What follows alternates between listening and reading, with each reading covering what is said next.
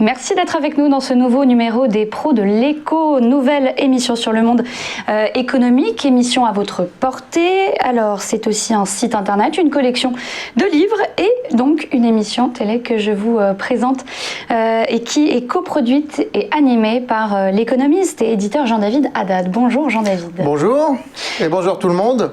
Le thème de l'émission aujourd'hui, c'est l'État français et sa place dans l'économie. Et d'abord cette question, Jean-David, on parle beaucoup de dérive libérale. En ce moment, peut-on dire que l'État français soit devenu libéral aujourd'hui ? Je dirais qu'il est devenu anti-libéral. Aujourd'hui, dans le mot libéral, il y a liberté. Libéralisme, c'est les libertés sur le plan économique. Sur le plan social, sociétal, on parle plutôt de libertaire. Mais tout ce qui est économique, c'est libéral. Et aujourd'hui, on a un État français, en particulier avec le gouvernement en place, qui est en train d'aller vers des dérives autoritaires, de plus en plus autoritaires, de plus en plus interventionnistes. Le libéralisme, c'est le contraire de l'intervention dans l'économie. Et aujourd'hui, on impose de plus en plus, avec la crise de Covid en particulier, mais c'était déjà le cas avant, mais la crise de Covid n'a fait que mettre ça en évidence. On impose des restrictions, de déplacement, des fermetures administratives à plein de sortes d'établissements et de manière parfois, et beaucoup de gens le disent, totalement arbitraire. Pourquoi tel commerce et pas tel commerce? Ce ne sont pas forcément sur des préoccupations sanitaires que c'est basé, mais on a presque l'impression qu'il y a une volonté aujourd'hui, véritablement, donc d'imposer d'une intervention très forte donc, dans l'économie à tous les niveaux. Et au plan sociétal aussi, toutes les interdictions qui sont faites. Et puis le récent débat avec l'article 24, enfin on va de plus en plus vers des dérives autoritaires, donc on est très loin d'un État libéral. Voilà, avant de commencer, je voudrais dire à nos téléspectateurs, vous me voyez aujourd'hui donc avec le masque, évidemment, masque avec JDH Édition. Je voudrais préciser que justement, puisqu'on parle de ce que l'État impose dans l'économie et dans la société, le masque n'est pas imposé sur les plateaux TV. C'est donc un choix délibéré de ma part de porter le masque pour des raisons sanitaires. Et c'est une manière aussi de montrer que même si l'État ne nous impose pas les choses, on peut parfois en toute conscience faire les choses car nous sommes des citoyens responsables et que l'État français et en particulier le gouvernement en place a tendance à nous infantiliser en nous disant il faut faire ça, sinon vous serez punis, il ne faut pas faire ci, sinon vous serez punis. Donc laissez plus de responsabilité. Laissez plus de responsabilité. Encore une fois, je tiens à donner l'exemple aujourd'hui, nous ne sommes pas obligés de porter le masque sur des plateaux télé, mais j'ai fait le choix de le porter pour des raisons sanitaires et non pas parce que le gouvernement nous l'impose, mais qu'on se le dise, les gens sont responsables. Il faut arrêter de prendre les Français pour des enfants ou pour des imbéciles. À un moment donné, faut aussi se rendre compte que c'est une nation d'adultes et faut arrêter cet interventionnisme délibéré et totalement liberticide. Alors vous l'avez compris, donc le thème de l'émission, ce sera bien l'État français. Tout de suite pour notre première rubrique, tendance et prévisions. Aujourd'hui, la performance d'une entreprise est déterminée par son niveau de maturité digitale. Pour vous aider dans cette mutation, Prodware vous accompagne tout au long de votre transformation. Quelle que soit votre stratégie, notre proposition de valeur va du conseil jusqu'au service managé. Notre méthode, imaginer des solutions innovantes mais pragmatiques. Notre engagement, une vision sectorielle, technologique et opérationnelle. Notre légitimité, depuis plus de 30 ans, nous servons les intérêts de milliers de clients.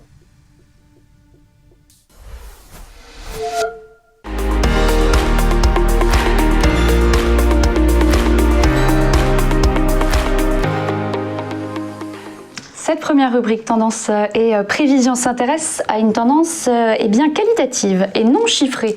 Cette fois, Jean-David Haddad, allons-nous vers plus ou moins d'États français évidemment dans l'économie ?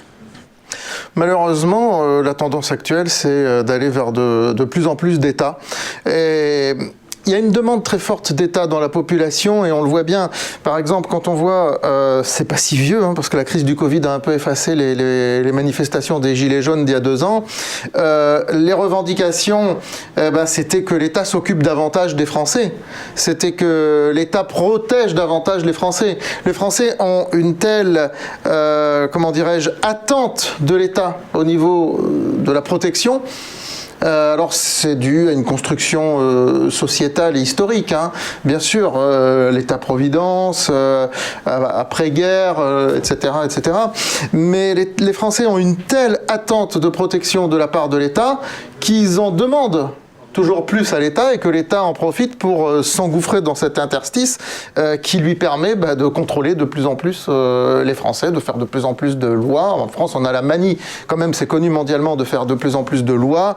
Loi pour ceci, on fait une loi, hein, là maintenant, on veut faire une loi pour interdire aux Français d'aller skier à l'étranger. Enfin, c'est risible, ça en devient risible. Pas pour leur interdire, mais en tout cas les mettre à l'isolement, peut-être pendant 7 jours. Voilà.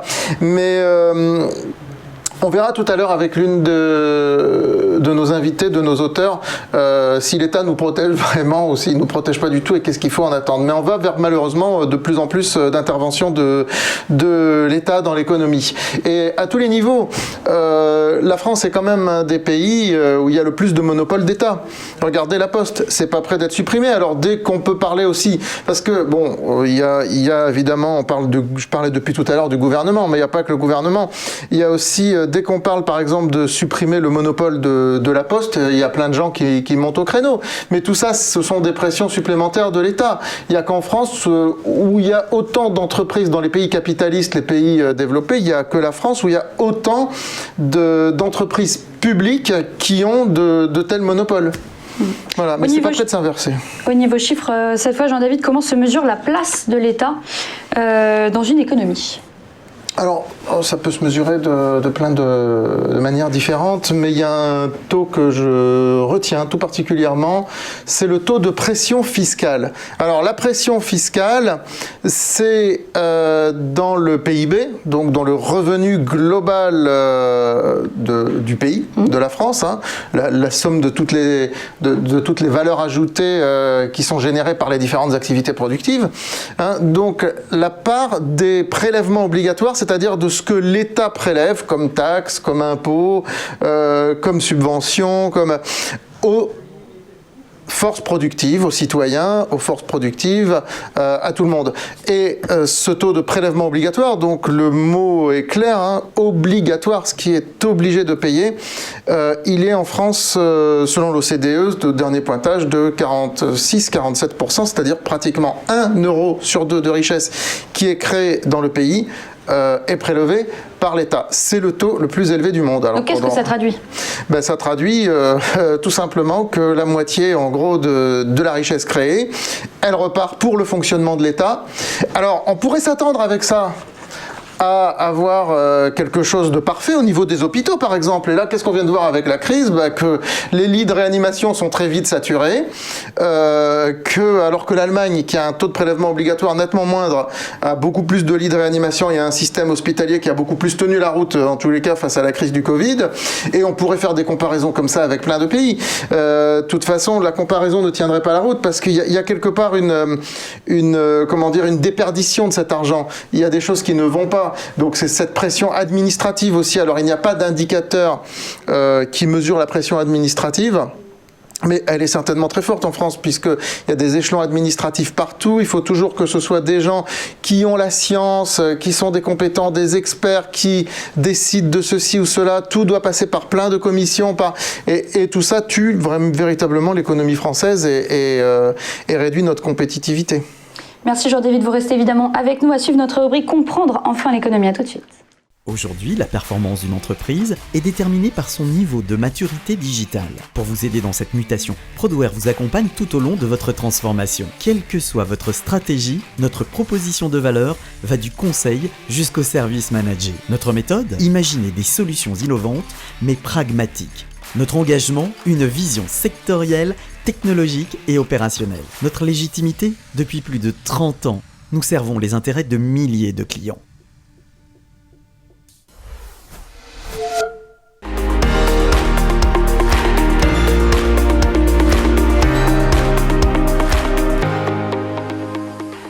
Notre rubrique Comprendre enfin l'économie, on s'intéresse à ce qu'on appelle politiques économiques.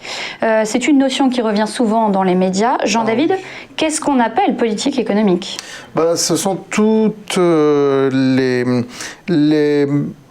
politiques, les décisions que va prendre l'État par rapport à l'économie. Par exemple, là, les restrictions de circulation, la fermeture administrative des commerces, c'est une forme de politique économique.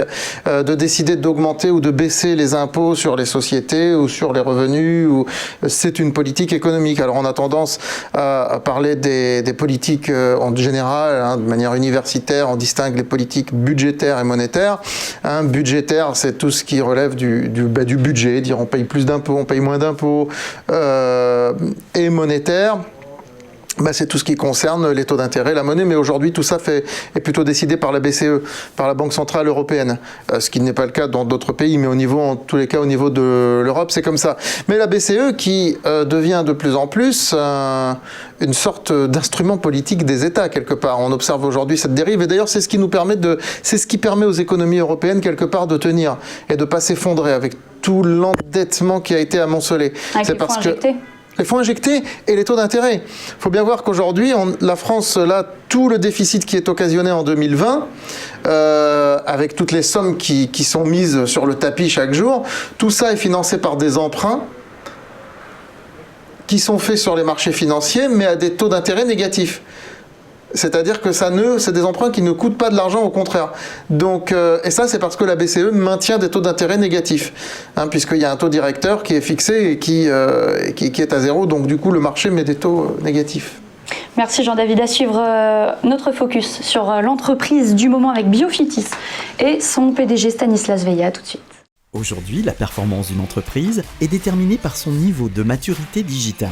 Pour vous aider dans cette mutation, Prodware vous accompagne tout au long de votre transformation. Quelle que soit votre stratégie, notre proposition de valeur va du conseil jusqu'au service managé. Notre méthode, imaginer des solutions innovantes mais pragmatiques. Notre engagement, une vision sectorielle, technologique et opérationnelle. Notre légitimité, depuis plus de 30 ans, nous servons les intérêts de milliers de clients.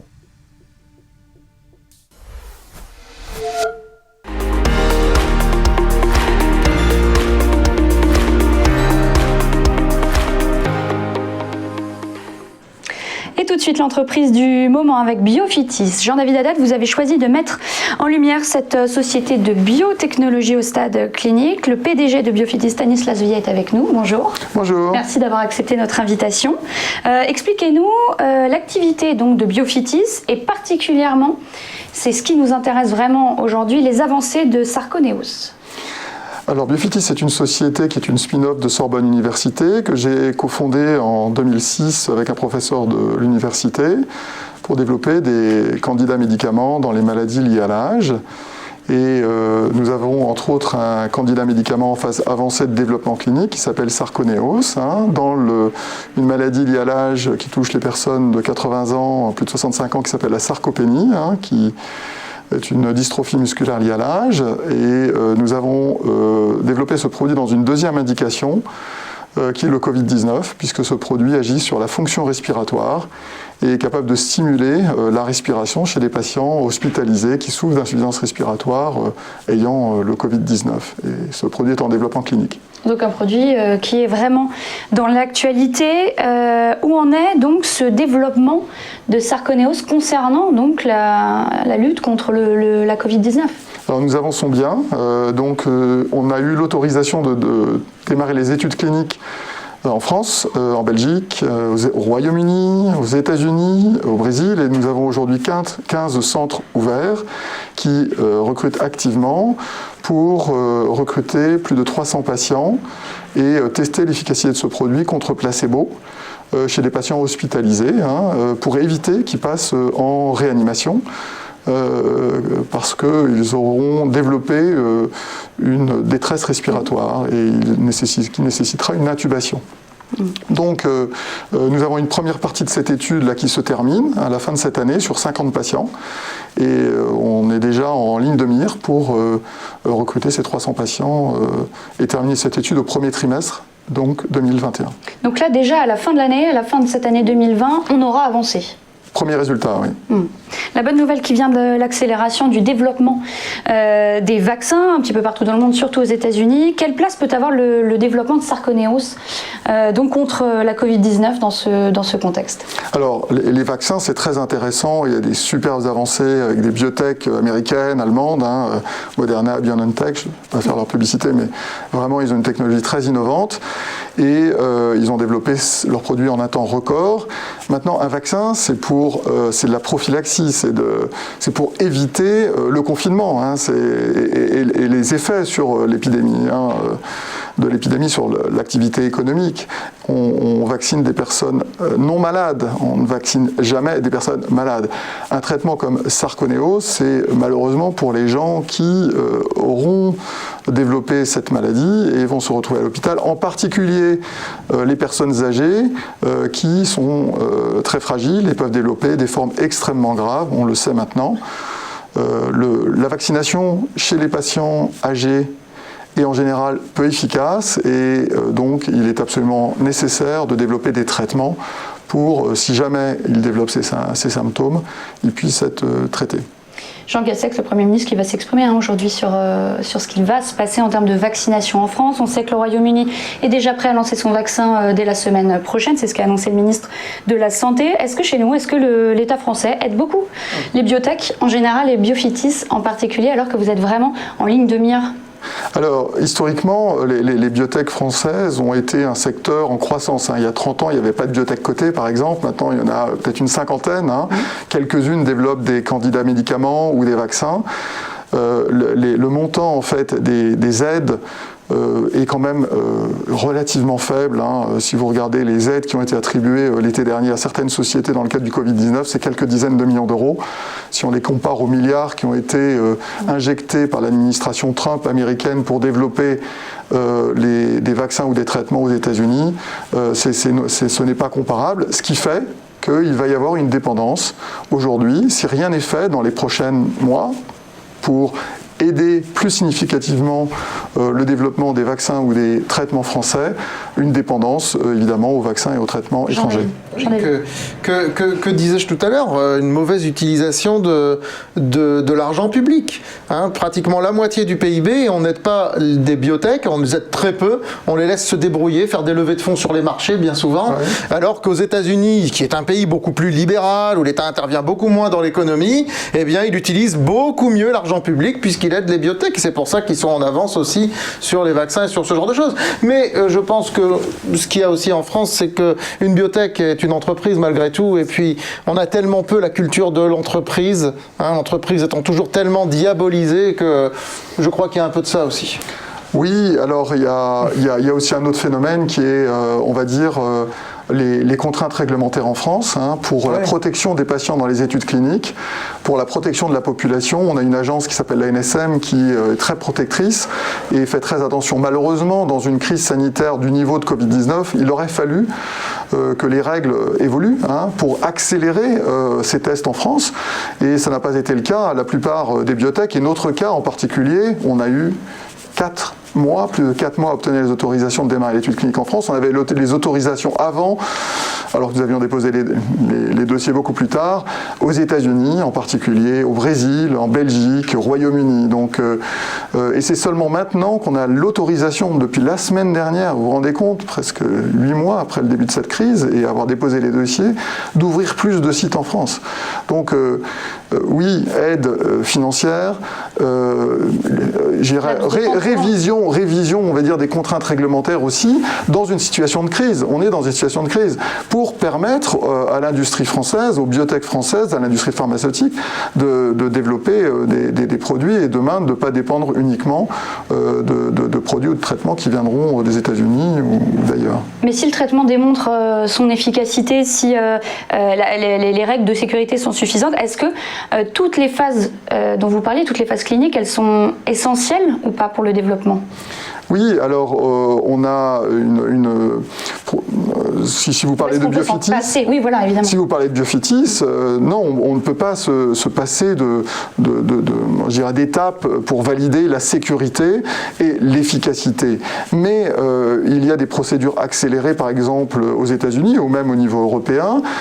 C'est des procédures conditionnelles d'autorisation de mise sur le marché en Europe qui permettent, sur des résultats relativement préliminaires, sur une étude clinique, par exemple celle que nous conduisons avec Sarconeos sur 300 patients, de déposer un dossier d'autorisation conditionnelle qui permettent d'avoir une idée de l'efficacité, d'avoir une estimation de la sécurité et de lancer le produit tout en ayant une pharmacovigilance suffisante pour s'assurer que quand on va commencer à l'administrer à un grand nombre de patients, dans notre cas, il n'y a pas de risque. Donc, ces procédures, elles existent. Là, le sujet pour Biofitis a été simplement d'obtenir l'autorisation de démarrer l'étude clinique. Et c'est vrai pour nous, mais les autres biotech, c'est-à-dire qu'on n'a pas pu démarrer pendant la première vague, on n'a pas pu démarrer cet été, et c'est seulement maintenant que la plupart des biotech arrivent à recruter. On est au milieu de la deuxième vague, presque en fait de deuxième vague. Bon, voilà. Donc un retard, voilà. Mais tout est possible encore. Hein, c'est une maladie qui est là. Hein, ce virus est adapté à l'homme. Le vaccin ne va pas être la solution miracle. Il va simplement permettre d'éviter les confinements, reconfinements, déconfinements, reconfinements. Et pendant des années, je pense, en tout cas c'est l'évolution d'un certain nombre d'épidémiologistes, que cette maladie va être présente et on va devoir vivre avec. Donc il faut absolument maintenant rebondir pour accélérer le développement de technologies plus nationales. Et donc pas voir que à court terme ou à moyen terme, mais même voir à très long terme. Ah ben bien sûr, parce que ensuite, évidemment, des médicaments aujourd'hui, ce sont les biotech qui les développent dans le monde entier. Les laboratoires pharmaceutiques ne font que le marketing. Hein. Regardez BioNTech, c'est eux qui ont développé le vaccin, un des 2 vaccins ARN, et c'est Pfizer qui le finance, qui le distribue. Mais la technologie a bien été développée par BioNTech, la biotech. Donc il faut absolument continuer à consolider les sociétés pour qu'elles puissent grandir et que finalement on puisse redévelopper un portefeuille de médicaments, en particulier dans Covid, mais dans plein d'autres maladies, qui soient issues de cette industrie française. C'est très important ce que vous dites, c'est que c'est les biotech qui développent les médicaments aujourd'hui et que les laboratoires pharmaceutiques ne font que la distribution, le marketing. Tout à fait. Très important ce que vous dites, très intéressant. 90% des médicaments qui sont vendus par les laboratoires pharmaceutiques ont été développés par les biotech. Ah oui, par les sociétés de biotech. Oui, 90%. C'est incroyable. C'est un chiffre incroyable, qui est assez peu d'ailleurs médiatisé. Est-ce que pas médiatisé du tout. Quand est-ce que vous pensez pouvoir lancer Sarconeos si les résultats sont probants? Donc on termine l'étude clinique, une première partie fin d'année. On passe dans une deuxième partie sur plusieurs centaines de patients au premier trimestre. Au deuxième trimestre, on pense pouvoir déposer justement ces autorisations conditionnelles de mise sur le marché aux États-Unis et en Europe. En fonction de la vitesse avec laquelle les agences, c'est quelques semaines, on peut avoir une autorisation et une bonne surprise, et à ce moment-là, c'est le lancement commercial du produit. Donc, mi-2021, on peut envisager un lancement commercial de ce produit dans Covid-19, ce qui est absolument, je dirais, transformateur pour la société, puisque, évidemment, ça nécessite de se structurer, de trouver des partenaires justement de distribution, des partenaires industriels pour, je dirais, préparer la production industrielle du médicament, et ça va nous occuper beaucoup dès, je dirais, la fin de cette année et le début de l'année prochaine. Et les finances de Biofitis aujourd'hui permettent d'aller jusqu'à ces étapes-là ?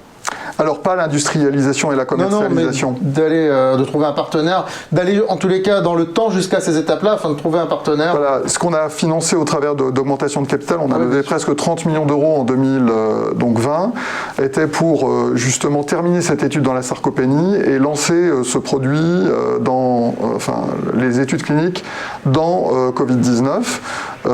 Donc on a les moyens de financer cette étude clinique. Maintenant, passer à l'étape d'après qui est l'industrialisation en préparation d'un lancement, là, n'est pas financé. Et c'est un sujet qui va se poser dès qu'on va rentrer dans la partie 2 de l'étude, c'est-à-dire à partir de janvier. Et donc, il y a plusieurs manières de financer ce type de développement, voilà, qui sont des partenariats, qui sont des augmentations de capital, qui sont, pourquoi pas, des aides publiques. Hein, dans les vaccins, il y a bien eu des précommandes publiques. Hein, voilà, pour l'instant, tout ça est ouvert et on va se battre pour, en tout cas, dans les différents pays où on développe cette étude et où il y a un intérêt, finalement, des agences réglementaires, hein, on trouvera la solution pour progressivement distribuer ce produit. Merci beaucoup Stanislas Veillet. Sarkonéos, rien à voir avec Sarkozy. Non, il n'y a pas de cas, hein, c'est un C. Hein. Voilà. Ça aurait été un drôle de choix. Donc merci beaucoup Stanislas Veillet d'être venu sur notre plateau répondre à nos questions et d'être venu nous parler de Biophytis. À suivre dans les pros de l'écho, l'instant littéraire. À tout de suite. Aujourd'hui, la performance d'une entreprise est déterminée par son niveau de maturité digitale. Pour vous aider dans cette mutation, Prodware vous accompagne tout au long de votre transformation. Quelle que soit votre stratégie, notre proposition de valeur va du conseil jusqu'au service managé. Notre méthode, imaginer des solutions innovantes mais pragmatiques. Notre engagement, une vision sectorielle, technologique et opérationnelle. Notre légitimité, depuis plus de 30 ans, nous servons les intérêts de milliers de clients.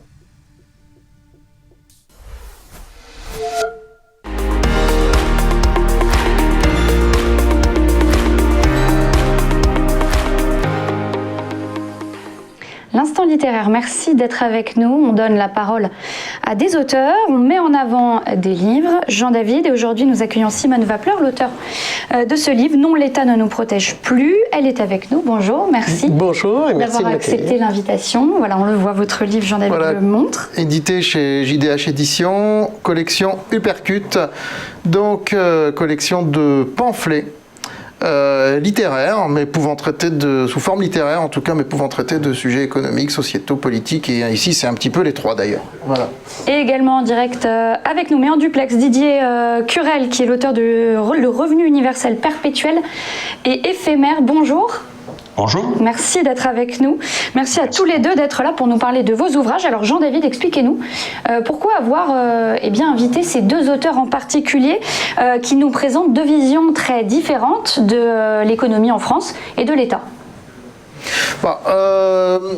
Disons que comme l'émission est consacrée à l'État, je pense qu'il était intéressant d'avoir d'un côté une vision de Simone Wappler, qui est connue pour être en France l'une des porte-paroles du libéralisme, que nous avons évoqué tout à l'heure, et même plus loin que le libéralisme, le libertarianisme, c'est-à-dire vraiment la défense des libertés. Libéralisme, encore une fois, économique, le côté libertaire, c'est sociétal, libertarianisme, c'est les deux, le mélange des deux, et la synergie positive des deux. Et Simone Wappler est une des porte-paroles de ça en France. D'ailleurs, c'est moi-même qui l'ai sollicité pour faire un pamphlet par rapport à l'État, puisqu'aujourd'hui les Français, comme j'ai dit tout à l'heure, attendent une protection de l'État, mais ils ne l'ont plus. Quant à Didier Curel, alors Didier Curel n'est pas, avec son livre, donc Le revenu universel, perpétuel et éphémère, JDH Éditions, toujours, collection Nouvelle Page. Didier Curel n'est pas spécialement un défenseur de l'État. Il veut simplement qu'il y ait un revenu universel qui soit mis en place pour tout le monde. Et forcément, pour mettre en place un revenu universel, il faut passer par l'État. Ce n'est pas les citoyens qui vont décider eux-mêmes de mettre en place, il faut passer par l'interface de l'État, des banques centrales. Nous avons vu tout à l'heure que c'est des instruments politiques, etc., etc. Donc voilà, ces deux visions, ce sont deux visions, je ne dirais pas que ce sont deux auteurs qui ont des opinions diamétralement opposées, ce n'est pas le cas. Mais ce sont deux visions différentes, en tout cas. Et puis voilà, c'est un petit peu les auteurs que j'ai voulu inviter aujourd'hui sur le plateau. Alors, quelles sont vos questions pour Simone Wappler ? Alors, écoutez, si vous pouviez un petit peu nous dire en quelques mots pourquoi l'État ne nous protège plus aujourd'hui. D'ailleurs, vous dites même dans votre livre qu'il ne nous a en fait jamais vraiment protégés, mais en tout cas, c'est sûr qu'aujourd'hui, il ne nous protège plus, alors que les Français attendent toujours cette protection de l'État. Et comment on va faire ? comment on va faire pour dire aux Français arrêtez d'attendre cette protection de l'État, parce que tant qu'ils attendent cette protection, plus ils l'attendent et plus l'État va continuer de s'engouffrer dans ces interstices des desiderata des Français et donc imposer de plus en plus de contraintes en fait et de politiques liberticides. Alors, que l'État ne nous protège plus, bon, on l'a constaté, effectivement, dans mon livre, je fais un petit bilan du Covid, hein, qui a été un petit peu un détonateur, peut-être, dans l'esprit des gens, espérons. Alors, en principe, un État, enfin, le nôtre, dans la Constitution se réfère à un texte très important qui est la Déclaration des droits de l'homme et du citoyen. Et en fait, l'État et les organisations politiques sont là pour protéger, assurer, garantir les droits essentiels de tout le monde, de chaque personne, et ces droits essentiels, ils sont très précisément listés, c'est liberté, propriété, sûreté et résistance à l'oppression, y compris d'ailleurs l'oppression de l'État. Pour ça qu'aux États-Unis, les citoyens peuvent, dans certains États, avoir des armes pour résister à l'oppression de l'État si jamais elle devait advenir. Voilà, parce que effectivement cette déclaration de 1789, bon, la déclaration des pères fondateurs des États-Unis, c'est une cousine germaine. Donc ça c'est important, et d'ailleurs les auteurs de cette déclaration disent qu'ils énoncent ça parce que les politiques et les organisations gouvernementales, les États, ont tendance à oublier ces droits, et c'est pour ça qu'ils les écrivent. Et en fait, on s'aperçoit qu'aujourd'hui, on vit dans un État où la liberté est de plus en plus contrainte, la propriété est de plus en plus contrainte, les impôts et taxes atteignent parfois des niveaux confiscatoires, la sûreté, en fait, de chacun. Et ça, c'est très important, parce que c'est pas la sûreté des grands de ce monde, des hommes d'État, c'est la sûreté de celui qui vit dans des quartiers, comme on dit maintenant, qui n'est plus assuré. Et la résistance à l'oppression, bon, on n'en parle pas, vaste sujet. Voilà. Et en fait, alors on s'aperçoit par contre que l'État nous fournit de multiples services, du genre, on a eu droit en pleine crise du Covid, aux bons de réparation vélo, enfin, des choses... burlesque. Vous nous entendez sur ce plateau, vous êtes en duplex avec nous. Est-ce que l'État en fait trop, suffisamment mal, comme l'explique Simone Wappler? Qu'en pensez-vous? Ce que je pense, c'est que si le rôle de l'État, effectivement, c'est d'être libertaire, c'est le droit à la propriété, mais le droit à la propriété pour en faire quoi? La liberté, où est-ce qu'elle commence, où est-ce qu'elle s'arrête? Je crois qu'aujourd'hui, on est dans un système économique qui a été créé par l'homme, qui était censé le libérer au départ. Force est de constater que sur l'autel de cette liberté, que moi je qualifierais de scripturale, eh bien nous avons sacrifié la liberté d'humain. Nous nous retrouvons aujourd'hui dans un système économique créé par l'homme contre l'homme. C'est pour cette raison que le revenu universel semble être aujourd'hui la seule solution pour sortir de cette situation. Le revenu universel, oui, mais pas n'importe comment, et c'est la réflexion que j'ai portée. Un revenu universel qui ne soit pas un aménagement économique, une réforme comme une autre, pour donner un semblant d'impulsion à la croissance telle que nous la vivons aujourd'hui. Le revenu universel, aujourd'hui, doit se positionner comme un réel changement de société, une réelle nouvelle philosophie de vie. C'est ce que j'ai voulu faire à travers ce travail et à travers ce livre.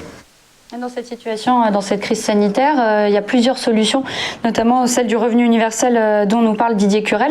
Et ça, vous essayez de le mettre en valeur avec vos auteurs, Jean-David Haddad. Ah oui, tout à fait, parce que c'est une piste dont on parle de plus en plus, qui intellectuellement est intéressante. Hein. Ça voudrait dire que tout le monde a un revenu supplémentaire. Maintenant, mettre ça en œuvre et donner encore plus de pouvoir à l'État pour mettre ça en œuvre. Je ne sais pas ce que vous en pensez, Simone, par rapport au revenu universel. Je présume que vous êtes contre, forcément. Alors, il y a du pour et du contre. Dans les arguments de Didier, j'entends déjà quelque chose qui me fait sauter au plafond, c'est-à-dire qu'on est dans une logique de gagnant-perdant. C'est-à-dire que voilà quelqu'un qui estime qu'un riche a pris forcément à voler un pauvre pour être riche. On est toujours dans une logique de gagnant-perdant. Je dirais que l'homme, l'activité économique de l'homme, c'est d'abord des échanges. Et dans les échanges, il y a plusieurs types d'échanges. Il y a du gagnant-gagnant, il y a du gagnant-perdant et il y a du perdant-perdant. Lorsque deux personnes contractent librement, c'est important, elles le font parce qu'elles pensent être toutes les deux... Un patron et un salarié, par exemple. Voilà. Ou un acheteur et un vendeur, d'ailleurs. Elles pensent toutes les deux être dans une logique gagnante-gagnante. L'acheteur, ou le patron est content, et le salarié aussi, ou le vendeur. C'est l'avenir, en fait, qui dit si le contrat va être réellement gagnant-gagnant, ou gagnant-perdant, ou perdant-perdant. Il y a une incertitude, c'est normal, c'est la vie, c'est l'homme, c'est l'humain. Tout ce qu'on peut dire aujourd'hui, c'est que l'économie d'aujourd'hui est une économie d'abondance. Je renvoie les gens au 19e siècle, au 18e siècle, au 17e siècle. On était dans une économie de subsistance. Il fallait, on craignait les famines, on n'en est plus là. Alors qu'on arrête de dire que c'est horrible, il y a des inégalités, de la pauvreté, etc. On ferait mieux de s'intéresser à comment la richesse se développe. Et la richesse se développe parce qu'on laisse multiplier les contrats gagnant-gagnant. Lorsque l'État vous donne quelque chose, il a pris soit de la laine sur le dos des contribuables, soit il s'est endetté. Mais on n'est pas dans une logique de gagnant-gagnant, on est forcément dans une logique de gagnant-perdant. L'État a pris à Pierre pour donner à Paul. Donc on n'est pas dans un processus d'amélioration de l'économie. On est dans un statu quo. Très rapidement, Jean-David. Dans votre livre, d'ailleurs, vous dites, je rappelle, non, l'État ne nous protège plus. D'ailleurs, dans votre livre, vous dites que l'État nous protège de risques soit imaginaires, soit qu'il a lui-même créés. C'est intéressant, ça. Oui, vous savez, les risques que l'État crée, on le voit d'ailleurs tous les jours, quand il y a une brillante solution technocratique, administrative, si ça ne marche pas, on ne dit pas que ça ne marche pas parce que la solution était mauvaise, on dit que c'est parce qu'on n'en a pas fait assez. Alors, typique, le marché de l'emploi en France. Enfin, je veux dire, en France, on est un pays développé qui a un des plus forts taux de chômage de l'OCDE. Donc, il y a eu des codes de travail, un code du travail, un droit du travail qui comporte des milliers de pages, des milliers d'articles, etc. Il en comportera probablement encore plus après le Covid. Mais bien sûr, toujours une inflation d'articles. Voilà, il n'en demeure pas moins que nous faisons partie des pays qui avons un chômage de masse incrusté.